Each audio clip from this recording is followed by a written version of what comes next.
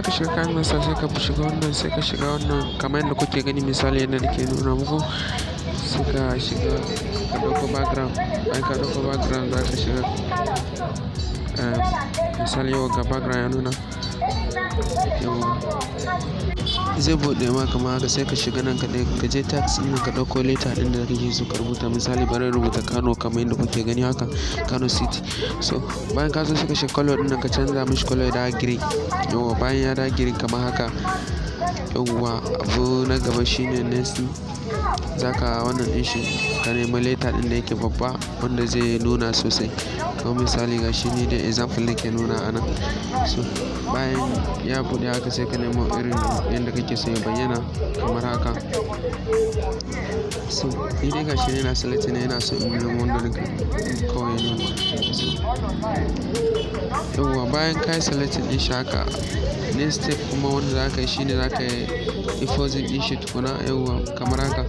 Bayan ya gama, yawa bayan ya gama sai ka sake shiga kuma ka sake ɗauko wannan ka sake danna shi kamar haka. Yawa sai ka sake wannan ɗin shi ka ɗan jan shi kamar haka. Sai ka ainihin yawa sai ka ainihin sa sai ka raba tsakiya ɗin kamar haka. Bayan ya buɗe ma sai ka ƙara shiga kamar yadda kuke gani ke nuna muku. Sai ka shiga wannan ɗin. Yawa bayan ka shiga sai ka ɗan yi zoom ɗin shi. Yawa pen and zoom ɗin nan sai ka ƙara yawa ƙasa kuma ka ɗan yi zoom ɗin shi. Za ka yi zoom ɗin shi je wajen yawa je wajen O ɗin nan tare cewa zai tsaya haka. Misali a haka. Yawa bayan sai ka sake yi sponsor ɗin shi haka. Yawa bayan ya gama sai ka sake shiga kuma. Yawa sai ka sake shiga create new. Bayan ka shiga za ka sake shiga kuma haka. Ɗauko bidiyo ko hoto amin hoto za ka ɗauko sannan sai ka sake koma laya ɗin da ka ɗauko bidiyo ka shi. Misali ga na farko wanda za ka yi nan kawai green screen za ka cire fa shi ne za ka shiga cire kuma sai ka cire green screen.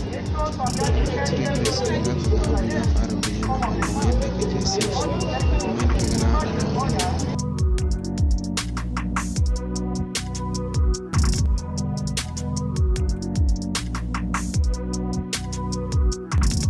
Abin da gashi nan dai sauƙi ya sauƙi sannan za ka haɗa yadda kake so kamar yadda duk dai abin sauƙi ne da shi sosai. Idan kai baƙo ne ko ke baƙwa ce a wannan channel, ku daure ku danna mana subscribe sannan ku danna mana alaman ƙararrawa.